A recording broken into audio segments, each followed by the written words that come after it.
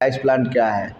तो रेफ्रिजरेशन विधि द्वारा निर्मित वह उपकरण जिसके द्वारा बड़े बड़े आइस की सिली को तैयार किया जाता है उसी को आइस प्लांट कहते हैं। यानी आप ऐसे समझ लीजिए कि रेफ्रिजरेशन विधि द्वारा निर्मित वह प्लांट जिसके अंतर्गत आइस की बड़ी बड़ी सिलियों को तैयार किया जाता है, यानी कि ज़्यादा वजन में जो है आइस तैयार किया जाता है, तो उस प्लांट को आइस प्लांट कहते हैं। ठीक है, इससे पहले आइस कैंडी के बारे में बताए थे कि आइस कैंडी का मतलब क्या होता है कि आइस की मिठाई।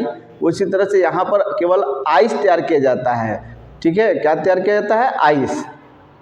ये रेफ्रिजरेशन आपका सिस्टम है जिसके द्वारा आइस तैयार किया जाता है। इसमें कितने प्रकार के आइस तैयार किए जाते हैं? तो इसमें दो प्रकार के आइस तैयार किए जाते हैं। एक होता है रॉ आइस और दूसरा होता है क्रिस्टल आइस। रॉ आइस माने कच्ची बर्फ़ और क्रिस्टल माने पक्की बर्फ़। दो प्रकार के आइस तैयार किए जाते हैं। तो कैसे तैयार किया जाता है? तो रॉ आइस जो है जिसको कच्ची बर्फ़ कहते हैं, उसकी पहचान यह है कि वह दूध के माफिक सफ़ेद और क्या होता है, अपारदर्शी होता है। आर पार दिखाई देने वाला नहीं होता है। जिस तरह से दूध होता है ना सफ़ेद, तो सफ़ेद जिस तरह दूध होता है उसी तरह से होता है। दूध भी आर पार दिखाई देता है? नहीं दिखाई देता है। तो रॉ आइस यानी कच्ची बर्फ़ जो होता है वो दूध के माफिक सफ़ेद तथा अपारदर्शी होता है। और इस तरह के आइस का प्रयोग जो है खाद्य पदार्थों को सुरक्षित रखने में किया जाता है, जैसे कि फिश पेटी, फिश आइस पेटी, जिसमें क्या होता है कि एक आइस पेटी बनाकर उसमें मछलियों को सुरक्षित रखा जाता है। पानी को ठंडा करने के लिए भी हम क्या कर सकते हैं, जहाँ पर रेफ्रिजरेशन सिस्टम नहीं है वहाँ पर हम आइस के द्वारा भी पानी को ठंडा कर सकते हैं। मुर्दा घरों में शव को सुरक्षित रखने के लिए भी हम इसका प्रयोग कर सकते हैं। यानी रॉ आइस केवल सामानों को सुरक्षित करने के लिए किया जाता है, सुरक्षित रखने के लिए किया जाता है। उसका प्रयोग जो है खाने पीने के लिए नहीं किया जाता है। क्यों? क्योंकि वो रॉ आइस है। रॉ आइस तैयार होता क्या है, जिस तरह से इसमें आइस कैन है, इस आइस कैन में पानी भरकर इसके अंदर डाल दिया जाता है। तो डालने पर पानी में जो अशुद्धियाँ होती हैं वो अशुद्धियाँ जो है इसी में क्या होता है कि धीरे धीरे जम जाती है। ठीक है, और जम जाने के बाद क्या होता है कि यह वो अशुद्धियाँ इसी में रह जाता है, इसलिए इसको रॉ आइस कहते हैं। और अशुद्धियों की वजह से जो है दिखाई आर पार दिखाई नहीं देता है। और यह जो आइस होता है उतना कठोर नहीं होता है, ये ज़्यादा कठोर नहीं होता है। ठीक है, क्यों?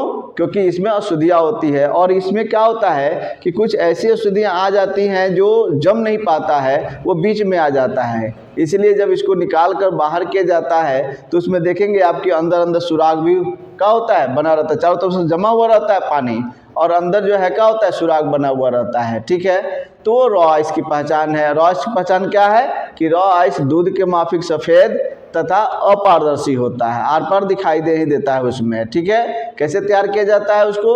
तो आइस कैन में पानी डालकर छोड़ दिया जाता है और धीरे धीरे जो है ब्राइन के द्वारा उसको उष्मा का स्थानांतरण किया जाता है और वो जम जाता है पानी। और अशुद्धियाँ जो है जम नहीं पाता है तो बीच में आ जाता है। और जो अशुद्धियाँ नहीं जमता है वो हम क्या करते हैं, बाहर निकालते हैं, इसलिए वो क्या होता है, खोखला दिखाई देता है। ठीक है, और ये कठोर नहीं होता है। अब इसके बाद से जो है क्या होता है, क्रिस्टल आइस, जिसको पक्की बर्फ़ कहते हैं। क्या कहते हैं? पक्की बर्फ़। तो पक्की बर्फ़ कैसे तैयार किया जाता है और इसकी पहचान क्या है? क्रिस्टल आइस देखिए क्या होता है कि क्रिस्टल आइस की पहचान ये है कि वह शीशे के माफिक सफ़ेद होता है। जिस तरह शीशा सफ़ेद होता है ना, उसी तरह से वो भी सफ़ेद होता है। जैसे शीशा में हम आर पार देख सकते हैं, उसी तरह से जो है उस आइस में हम आर पार देख सकते हैं ना। वो पारदर्शी होता है और कठोर होता है। क्या होता है? कठोर होता है। और इसका प्रयोग खाने पीने के लिए लोग क्या करते हैं, इस्तेमाल में लाते हैं। ठीक है, अब देखिए कैसे तैयार किया जाता है क्रिस्टल आइस, यानी कि पक्की बर्फ़ कैसे तैयार किया जाता है। तो इसमें भी वही पानी डाल दिया जाता है और पानी डालने के बाद इसको क्या कहता है कि कापर के डंडे से यानी पाइप से इसको क्या किया जाता है, घुमाया जाता है। इसके पानी को थोड़ा थोड़ा समय पर घुमाया जाता है। तो घुमाया जाता है तो क्या होता है कि जो अशुद्धियाँ होती हैं वो जम नहीं पाता है और बीच में आ जाता है और कापर के द्वारा उसको एब्जॉर्ब कर लिया जाता है। ठीक है, या ब्लोअर का भी प्रयोग कर सकते हैं, एजिटेटर का भी प्रयोग कर सकते हैं इसमें घुमाने के लिए। तो उसमें थोड़ा समय लगता है, लेकिन इससे जो तैयार होता है क्रिस्टल आइस वो क्या होता है, मजबूत होता है। रॉ आइस की अपेक्षा क्या होता है, मजबूत, तो जल्दी टूटता नहीं है। अगर मारेंगे ऐसे तो टूटता नहीं, जैसे पहलवान तोड़ते हैं ना, देखते हैं पिक्चर उक्चर में आइस को जो है रखा रहता है, मार कर तोड़ते हैं। तो रॉ आइस होता है। और क्रिस्टल आइस तोड़ने में थोड़ा सा बल ज़्यादा लगाना पड़ेगा, ठीक है, क्योंकि पक्की बर्फ़ होता है और इसके अंदर सुराग भी ज़्यादा नहीं होता है, क्योंकि आप इसको चला चला के अशुद्धियों को क्या कर सकते हैं, बाहर निकाल दिए रहते हैं। तो ये जो आइस होता है वो क्रिस्टल आइस होता है। जैसे आप देखे होंगे रोड पर जो है बर्फ़ का गोला खाया कि नहीं खाया है कभी, तो बर्फ़ के गोला में जो देखे होंगे एकदम वाइट कलर को आर पर दिखाई देगा, तो उसको रगड़ते हैं ऐसे ऐसे, तो रगड़ते हैं तो वो जल्दी नहीं रगड़ता है और धीरे धीरे उसमें से बुरादा उसको निकलता है और वो डाल कर तब आपको देते हैं खाने के लिए, तो वो थोड़ा सा ज़्यादा समय तक रहता है, जल्दी पिघलता नहीं है, मेल्ट नहीं होता है, ठीक है। और बाकी रॉ आइस जो होता है वो दूध की माफी सफ़ेद होगा और वो क्या हो जाए तुरंते जो है ऐसे रगड़ेगा तो तुरंते भरा के गिर जाएगा उसमें, यानी कि अलग अलग हो जाएगा, ठीक है। तो क्रिस्टल आइस और रॉ आइस की पहचान तो आपको समझ में आ गया, कैसे तैयार किया जाता है वो भी समझ में आ गया कि आइस प्लांट में कितने प्रकार के आइस तैयार करते हैं। तो आइस प्लांट में 2 प्रकार के आइस तैयार करते हैं, एक रॉ आइस होता है और एक क्रिस्टल आइस होता है, ठीक है। अब इसमें हम रेफ्रिजरेशन सिस्टम के बारे में जानेंगे कि इसमें कौन कौन से जो है पार्ट्स लगे होते हैं और इनका पार्ट्स का काम क्या है और किस प्रकार के पार्ट्स इसमें लगे होते हैं रेफ्रिजरेशन सिस्टम में। ऐसे तो आप जानते हैं कि वेपर कंप्रेसर सिस्टम 4 फेसों के अंतर्गत कार्य करता है, ठीक है, वही 4 फेस से इसमें भी काम करेगा, लेकिन कौन कौन से कंपोनेंट है। तो देखिए यहाँ पर जो है कंप्रेसर है, ये कौन सा कंप्रेसर है, तो ओपन टाइप वाटर कूल्ड, ठीक है, open type water cooled reciprocating compressor है, यानी कि यह पानी से ठंडा होने वाला है, इसके हेड को ठंडा करने के लिए पानी का प्रयोग किया जाता है, इसलिए इसको क्या कहते हैं, वाटर कूल्ड कहते हैं। और रेसिप्रोकेटिंग कंप्रेसर है क्योंकि रेसिप्रोकेटिंग मोशन द्वारा रेफ्रिजरेंट को कंप्रेस करता है। देखिए यहाँ से टैंक से पानी पंप के द्वारा यहाँ से इसमें आया और वाल्व के द्वारा यहाँ से इसके अंदर गया और फिर यहाँ से ये आउट होकर गर्म पानी फिर वाटर टैंक में आ जाएगा, ठीक है। ये जो है कौन सा है, ओपन टाइप, यानी खुला है, open type water cooled reciprocating compressor है, जो रेफ्रिजरेंट को कंप्रेस करके वो भेजेगा कहाँ पर, ये जो है डिस्चार्ज मैनिफोल्ड, क्या कहते हैं इसको, डिस्चार्ज मैनिफोल्ड। देखिए यहाँ पर एक आया हुआ डिस्चार्ज होकर और यहाँ से 3 रास्ते निकले हुए हैं, एक जो है ये है जो खाली है, एक बीच से यहाँ से निकल कर गया है डिस्चार्ज और यहाँ पर एक प्रेशर गेज लगा दिया गया ताकि प्रेशर कितना है वो चेक कर सकते हैं और सब में वाल्व लगा हुआ है, ठीक है। तो यहाँ से रेफ्रिजरेंट कंप्रेस होकर गया है मैनिफोल्ड में, मैनिफोल्ड से निकल कर गया ये आयल सेपरेटर में, ठीक है, किस में गया है, आयल सेपरेटर। ये आयल सेपरेटर माइल्ड स्टील का बना सील टैंक होता है, जो हमने पहले भी आपको आयल सेपरेटर के बारे में बता दिए थे कि आयल सेपरेटर कितने प्रकार के होते हैं, कौन सा आयल सेपरेटर होता है। तो आइस प्लांट में जो है आयल सेपरेटर वो हैंड ऑपरेटिंग आयल सेपरेटर होता है। आप देखेंगे कि जो प्लांट होता है आइस प्लांट, उसमें अधिकांशतः जो है क्या होता है, आयल सेपरेटर लगाया जाता है वो हैंड ऑपरेटिंग होता है, क्योंकि जो रेफ्रिजरेंट कंप्रेस होकर आता है तो उसके साथ में क्या होता है, आयल भी कुछ कंप्रेस हो जाते हैं, तो वह कंप्रेस होकर आते हैं तो उसको कंडेंसर में जाने से रोकने से पहले ही इसका प्रयोग किया जाता है। तो आयल सेपरेटर का काम क्या है कि रेफ्रिजरेंट के साथ आए हुए आयल की मात्रा को सेपरेट करके रोक लेता है और शुद्ध रेफ्रिजरेंट को फिर कंडेंसर में भेज देता है, ठीक है। ये कहाँ लगा होता है, तो डिस्चार्ज लाइन में। देखिए यहाँ पर कंडेंसर और प्लस यहाँ क्या होता है, मैनिफोल्ड के बीच में ये लगा रहता है और यहाँ पर वाल्व लगा होता है। जैसे ही आयल सेपरेट कर लेता है तो कुछ सप्ताह कुछ दिन के बाद इसको खोल देते हैं और खोल कर इस टैंक में हम इकट्ठा कर लेते हैं, ठीक है। तो इस तरह के आयल सेपरेटर लगे हुए रहते हैं जो माइल्ड स्टील का बना होता है। फिर यहाँ पर देखिए ये आपको दिखाई दे रहा है, इसको कहते हैं कंडेंसर, ये है कंडेंसर। और कौन से कंडेंसर है, तो एटमॉस्फेरिक वाटर कूल्ड कंडेंसर। ये प्लांट अंदर रहेगा तो ये बाहर रहेगा। इससे पहले हमने एटमॉस्फेरिक वाटर कूल्ड कंडेंसर जो आइस कैंडी प्लांट बताया था उसमें भी था और इसमें भी है। इसमें क्या होता है कि कंडेंसर में refrigerant high pressure high temperature gas में आता है तो ये कंडेंसिंग ट्यूब गर्म हो जाता है और यहाँ से पानी को पंप करके पंप के द्वारा पानी को पंप करके ऊपर पहुंचाया जाता है। यहाँ से इधर इसमें भी जाता है और यहाँ पर भी जाता है। तो ये नोजल लगे हुए रहते हैं, वो वहाँ से पानी को स्प्रे के रूप में इसके ऊपर गिराता है। तो ये पानी क्या करता है, कंडेंसर के अंदर के टेम्परेचर को एब्जॉर्ब कर लेता है, जिससे रेफ्रिजरेंट का टेम्परेचर कम हो जाता है और प्रेशर अधिक होने की वजह से यह रेफ्रिजरेंट कंडेंस होकर लिक्विड के रूप में परिवर्तित हो जाता है। ठीक है, और यहाँ से जो गर्म पानी आएगा, जो क्योंकि कंडेंसर का टेम्परेचर एब्जॉर्ब करेगा, कंडेंसर गर्म है क्योंकि हाई टेम्परेचर रेफ्रिजरेंट इसमें आ रहा है, तो उसके टेम्परेचर को एब्जॉर्ब करके जो है यह गर्म हो जाता है पानी। और पानी जैसे जैसे नीचे आता है तो एटमॉस्फेयर के हवा के द्वारा पानी भी क्या हो जाता है, ठंडा होता है। ठीक है, और यहाँ से भी आता है तो ठंडा हो जाएगा। और यहाँ से रेफ्रिजरेंट जो है निकल कर, देख रहे हैं ना, ये लिक्विड कंडीशन में होकर ये आ जाता है लिक्विड रिसीवर में। देखिए यहाँ पर ये लिक्विड रिसीवर है जो माइल्ड स्टील का बना टैंक होता है। और हमने आपको बता भी दिया था कि रिसीवर के बारे में बताए थे कि किस तरह से कार्य करता है और इसके क्या फ़ायदे हैं लगाने से। ठीक है, वो आप बताए हैं। अब यहाँ से रेफ्रिजरेंट रिसीव होकर एक निश्चित मात्रा में जाता है रेफ्रिजरेंट कंट्रोल में। ये है ब्राइन टैंक। अभी हम आपको बताते हैं रेफ्रिजरेंट कंट्रोल के लिए इसमें हैंड ऑपरेटिंग एक्सपेंशन वाल्व का प्रयोग किया जाता है रेफ्रिजरेंट कंट्रोल के रूप में, ताकि अपने हाथ के अनुसार हाथ से ही इसको हम एडजस्ट करके क्या कर सकते हैं, एक्सपेंशन करा सकते हैं। और यहाँ पर ये ऑपरेटिंग कॉइल लगा हुआ है ब्राइन टैंक के अंदर। ठीक है, जब रेफ्रिजरेंट जो है माइक्रोफाइन अणुओं में एक्सपेंड होकर आता है तो ये इसमें एवापोरेशन होता है, और एवापोरेशन होने की वजह से यह ऑपरेटिंग ट्यूब ठंडा हो जाता है और यह ब्राइन में डूबा रहता है, इसलिए ब्राइन भी ठंडा हो जाता है। ठीक है, ब्राइन इसके टेम्परेचर को एब्जॉर्ब कर लेता है। किसके, तो ऑपरेटिंग कॉइल को। या आप ऐसे कह सकते हैं कि रेफ्रिजरेंट जो ऑपरेटिंग कॉइल में आ रहा है वह ब्राइन के टेम्परेचर को एब्जॉर्ब करता है। ब्राइन को घुमाने के लिए इसमें एजिटेटर का प्रयोग किया गया है, और ये एजिटेटर जो है क्या करता है कि ब्राइन को एक निश्चित रोटेशन में गति में घुमाता रहता है। और वो क्या होता है, 6 से 8 मीटर प्रति मिनट, यानी कि ब्राइन जो घूमेगा वो 1 मिनट में 6 से 8 मीटर इसके अंदर रोटेशन करेगा। उसके स्पीड से घूमेगा तो सब जगह क्या होगा, समान टेम्परेचर बना रहेगा। समझ में आ रहा है। और फिर यहाँ से रेफ्रिजरेंट जो है निकल कर ये जाता है लो साइड इक्वेटर में वेपर कंडीशन में। तो लो साइड इक्वेटर का काम क्या है कि अपने अंदर लिक्विड रेफ्रिजरेंट को तब तक रोके रहना जब तक कि वो वेपर कंडीशन में ना हो जाए। जब वेपर कंडीशन में हो जाता है तो यहाँ से फिर सेक्शन लाइन द्वारा ये रेफ्रिजरेंट चला जाता है सेक्शन मैनिफोल्ड में, और सेक्शन मैनिफोल्ड से होकर ये कंप्रेसर में चला जाता है। फिर यहाँ से कंप्रेस होकर यही क्रिया लगातार होता रहता है, जिससे ब्राइन टैंक का टेम्परेचर बना रहता है कि मेंटेन रहता है। और अब ब्राइन टैंक के बारे में बता रहे हैं कि ब्राइन टैंक जो है क्या होता है। तो आप जानते ही हैं कि ब्राइन टैंक जो है वो एक प्रकार का टैंक है जिसके अंदर ब्राइन रहता है। ब्राइन होता क्या है, तो ब्राइन नमक पानी का घोल होता है। ब्राइन क्या होता है, नमक पानी का घोल होता है, यानी कि इसकी ग्रेविटी जो होती है वो 12 से 10 होनी चाहिए ग्रेविटी।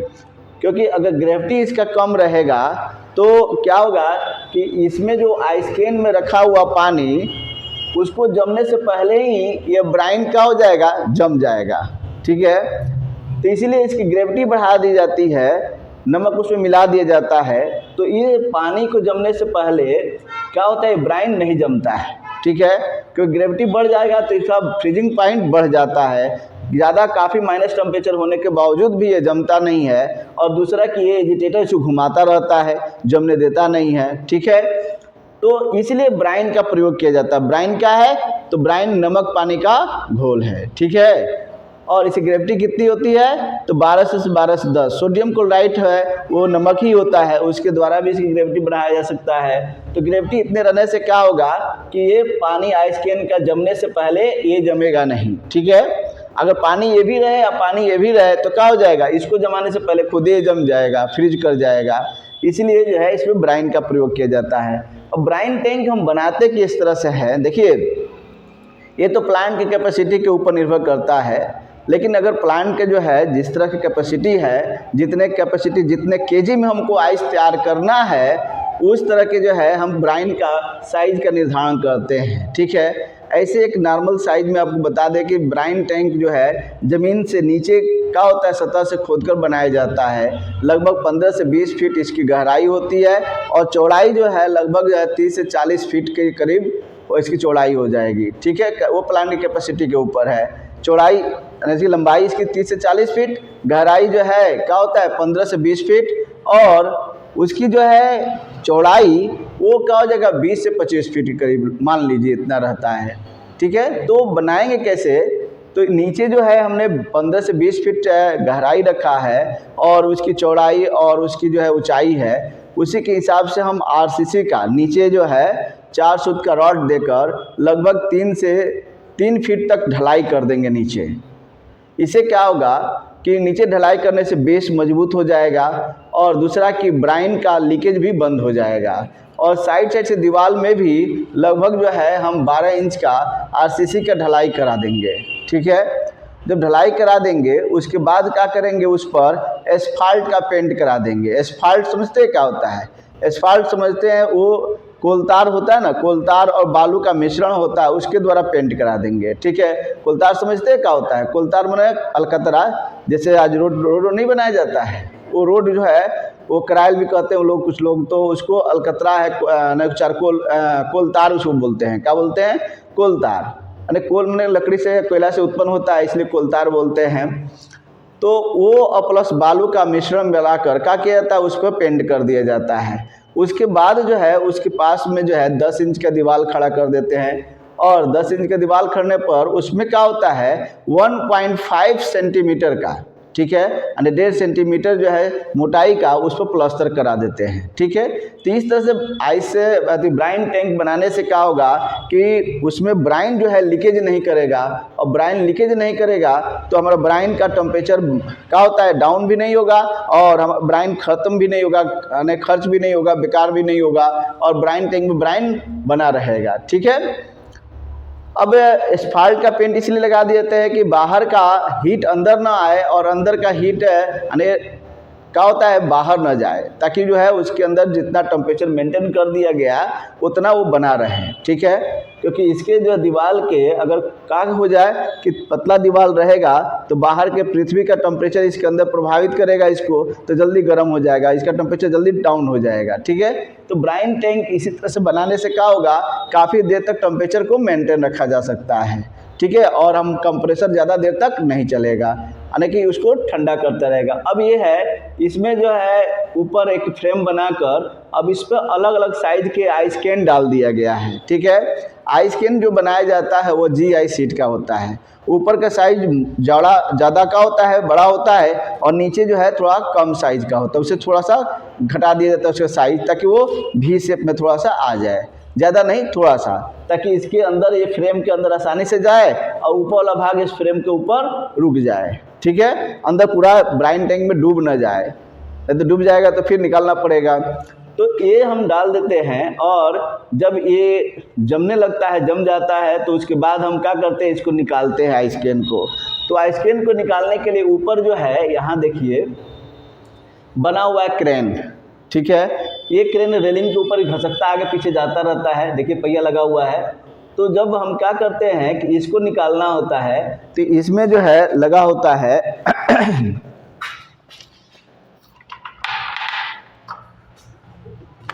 इसमें ऐसे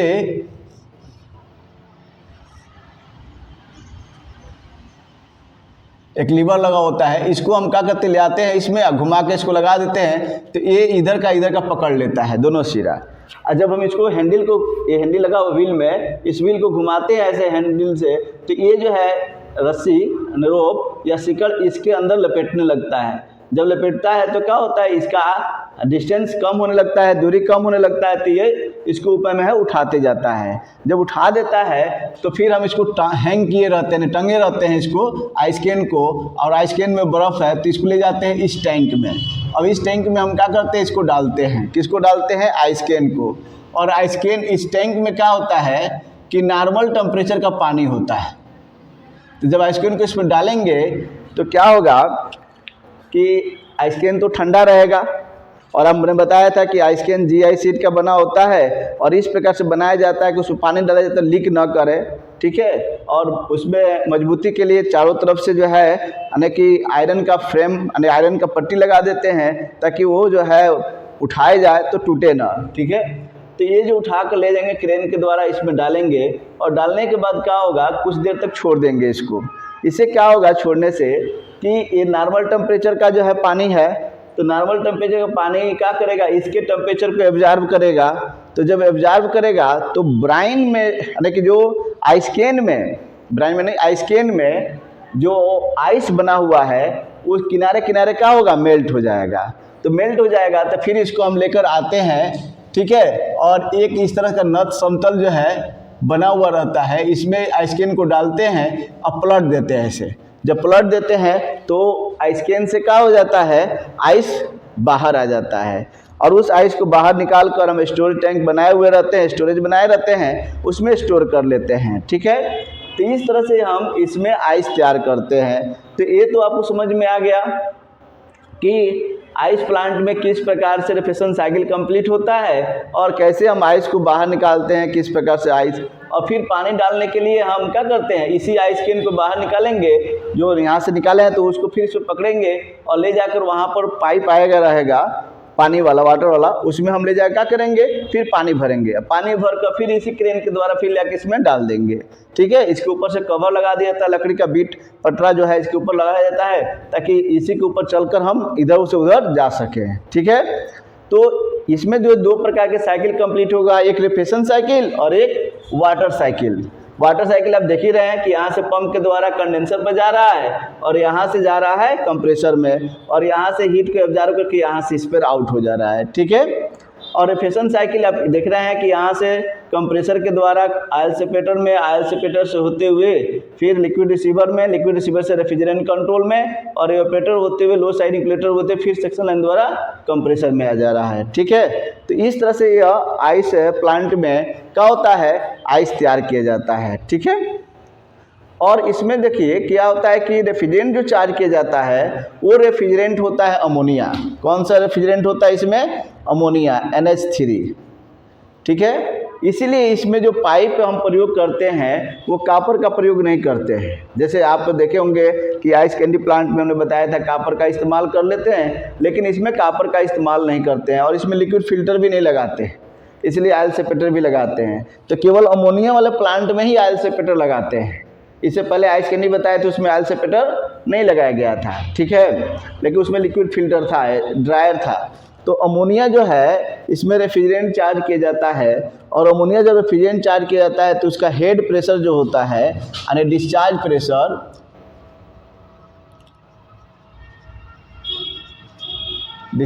प्रेशर यानी 155 से 165 या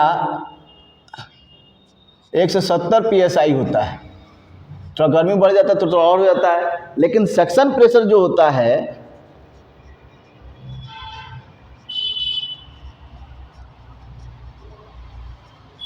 यहाँ सक्शन प्रेशर इसमें बताएगा कंपाउंड प्रेशर गेज में, वो 10 से 15 PSI के बीच में होता है, और ठंडा होगा तो थोड़ा सा और घट जाएगा।